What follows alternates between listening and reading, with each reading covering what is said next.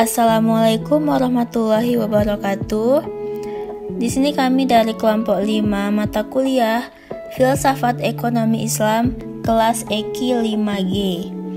Yang mana di sini dosen pengampuhnya yaitu Ibu Nurul Jannah MEI. Nah, adapun judul dari makalah kami yaitu Al-Uruf dan Al-Istishab. Nah, di sini kami terdiri dari 5 orang yaitu ada Pina Wardani, Dian Apriliani, Nadia Haryanti, Fajar Sitanggang, dan Muhammad Sendi. Baiklah, langsung saja untuk pemaparan materi pertama yaitu tentang Al-Uruf yang akan dijelaskan oleh Saudari Pina Wardani. Baik, di sini saya akan menjelaskan pengertian dari Al-Huruf. Nah, jadi kata al-uruf secara etimologi berarti sesuatu yang dipandang baik dan diterima oleh akal sehat.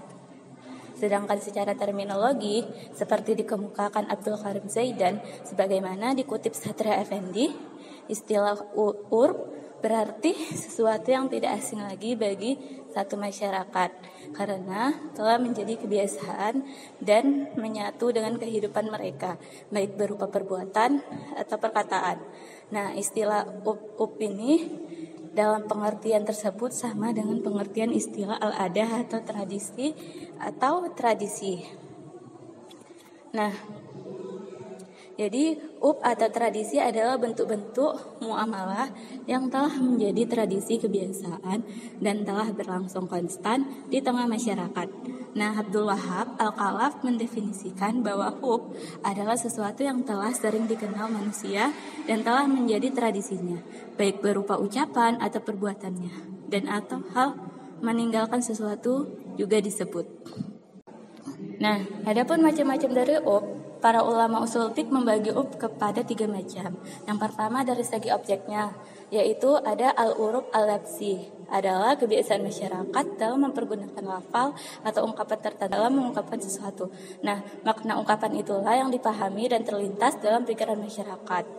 Nah, yang kedua ada al-amali, yaitu al-amali kebiasaan masyarakat yang berkaitan dengan perbuatan, kebiasaan atau muamalah peralatan.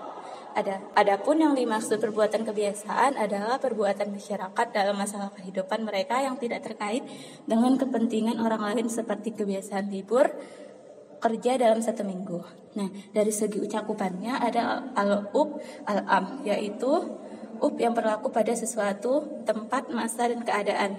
Kebiasaan tertentu yang berlaku secara luas di seluruh masyarakat dan di seluruh daerah. Nah, yang kedua itu ada al-up al-qas, yaitu yang berlaku hanya pada suatu tempat, masa, dan keadaan tertentu saja, atau kebiasaan yang berlaku di daerah dan masyarakat tertentu. Nah, dari segi keabsahannya itu ada al-up al-sahih, yaitu kebiasaan-kebiasaan yang berlaku di tengah-tengah masyarakat yang tidak bertentangan dengan nas atau ayat atau hadis, tidak menghilangkan kemaslahatan mereka, dan tidak pula membawa mudarat kepada mereka.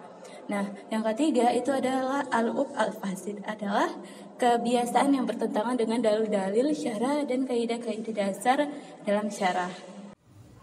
Bismillahirrahmanirrahim. Di sini saya akan membahas tentang hukum urf. Hukum urf yang sahih maka wajib dipelihara baik dalam pembentukan hukum atau dalam peradilan. Seorang mujtahid haruslah memperhatikan tradisi dalam pembentukan hukumnya.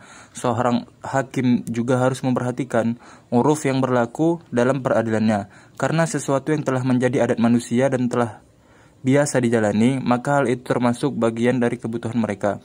Menjadi kesepakatan serta dianggap sebagai kemaslahatan. Jadi selama tidak bertentangan dengan syarak, maka wajib diperhatikan. Syarak telah memelihara tradisi bangsa Arab dalam pembentukan hukumnya. Contoh, kewajiban diat atau denda terhadap wanita berakal atau aqilah, keluarga kerabatnya dari pihak ayah atau ashabahnya, kriteria kafah atau sepadan dalam perkawinan dan hitungan asobahnya dalam pembagian harta waris. Selanjutnya saya akan membahas tentang kehujjahan uruf.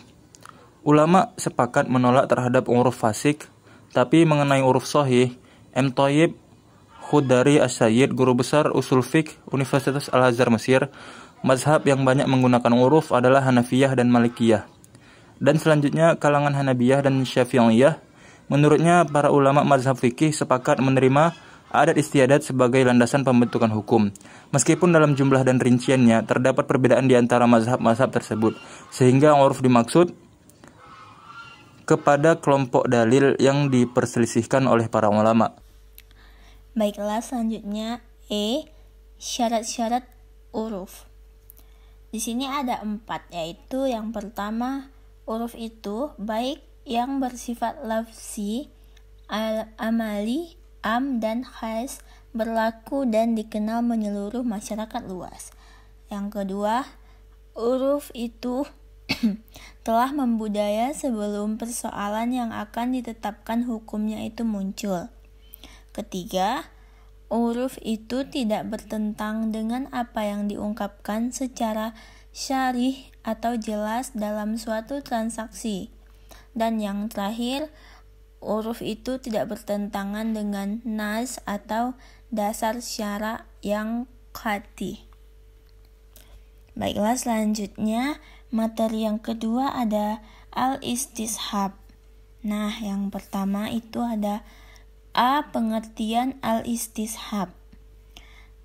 Di sini secara etimologis, istishab berasal dari kata istishaba, dalah sikhat, istiqal yang bermakna istimrar, al-sahabah yang berarti secara lughawi selalu menemani atau selalu menyertai, atau diartikan dengan minta bersahabat, atau membandingkan sesuatu dan mendekatkannya, atau pengakuan adanya perhubungan, atau mencari sesuatu yang ada hubungannya. Nah, istishab ini juga berasal dari kata suhbah, yang artinya yaitu menemani atau menyertai, dalam artian menurut kebersamaan atau terus-menerusnya bersama. Dari pengertian yang lain, menurut bahasa, perkataan istishab diambil dari perkataan istashabtu makana fil madi, yang artinya saya membawa serta apa yang telah ada waktu yang lampau sampai sekarang. B. Macam-macam istishab. Istishab hukum al-baha al-ashliyah, maksudnya menetapkan hukum sesuatu yang bermanfaat bagi manusia adalah boleh, selama belum ada dalil yang menunjukkan keharamannya. Istihab al-baro'at al-asliyat, yaitu kontinuitas hukum dasar ketiadaan berdasarkan argumentasi rasio dalam konteks hukum-hukum syar'i. Istihab al-umumi, istihab terhadap dalil yang bersifat umum sebelum datangnya dalil yang menghususkannya, dan istihab dengan nas selama tidak ada dalil yang nas atau yang membatalkannya. Istihab an-nasi atau istihab maglub atau pembalikan, yaitu istihab pada kondisi sekarang dalam menentukan status hukum pada masa lampau. Istihab al-wasfi as-sabiti, sesuatu yang telah diyakini adanya atau tidak adanya masa yang telah lalu, tetaplah hukum demikian sehingga diyakini ada perubahannya. C. Istihab sebagai sumber hukum. Syekh Abu Jahrah menegaskan bahwa para ulama sepakat akan kehujahan ketiga jenis istihab yang disebutkan pertama, yaitu istihab al-abaha al-asliyah, yang kedua istihab al-baro'ah al-asliyah, yang ketiga istihab al-hukm. Sekalipun mereka berbeda dalam sebagian penerapannya dalam hukum Islam, sedangkan istihab keempat yaitu istihab al-was, para ulama berbeda pendapat tentang kehujahannya. Menurut ulama Syafi'iyah dan Hanabilah, istihab al-was dapat dijadikan hujah secara penuh, baik dalam menetapkan sesuatu yang belum ada atau isbat, ataupun mempertahankan sesuatu yang sudah ada. Sedangkan ulama Hanafiyah dan Malikiyah menganggap istihab al-was sebagai hujah dalam mempertahankan sesuatu yang sudah ada, bukan untuk menetapkan sesuatu yang belum ada. Assalamualaikum warahmatullahi wabarakatuh. Di sini saya menjelaskan bagian D dan E. D yaitu syarat-syarat istishab. 1. Menggunakan istishab telah mengarahkan seluruh kemampuannya untuk mencari bukti yang merubah hukum yang semula ada. Yang kedua yaitu setelah mengarahkan seluruh kemampuannya, pengguna istishab tidak menemukan bukti yang merubah hukum yang telah ada. Dan yang ketiga yaitu hukum lama yang dijadikan sebagai pijakan istishab benar adanya, baik dari dalil syar'i ataupun dalil akal. Artinya bukan hanya sekedar dugaan. Yang keempat yaitu hukum lama. Hukum lama yang dijadikan sebagai pijakan istishab bersifat mutlak, artinya bersifat umum. Dalil lama tersebut tidak menunjukkan keberlakuan dirinya secara terus-menerus, tidak pula menunjukkan ketidakberlakuannya sampai batas waktu tertentu. Karena bila demikian halnya, maka itu tidak disebut menggunakan istishab, melainkan disebut menggunakan dalil tersebut. Yang kelima yaitu tidak terjadinya kontradiktif antara istishab dengan nas yang ada. Bila terjadi kontradiktif antara keduanya, maka yang didahulukan adalah apa yang tertera pada nas, karena nas memiliki kekuatan hukum yang lebih tinggi dibandingkan istishab. E yaitu posisi istishab sebagai penentu hukum.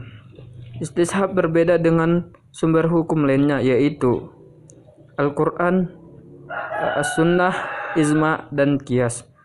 Keempat hukum tersebut mampu mencetus hukum baru, sedangkan istishab tidak mencetus hukum baru, melainkan sebagaimana yang telah diterangkan di atas. Istishab hanya menetapkan hukum asal yang telah ada yang berlandaskan dalil, baik berupa nafi maupun istihbat. Oleh karena itu, istishab ditempuh oleh para mujtahid sebagai alternatif terakhir dalam menentukan hukum. Dalam hal ini, urutan penggunaan istishab tergantung pada ragam sumber hukum yang mu'tabar atau sah menurut para mujtahid.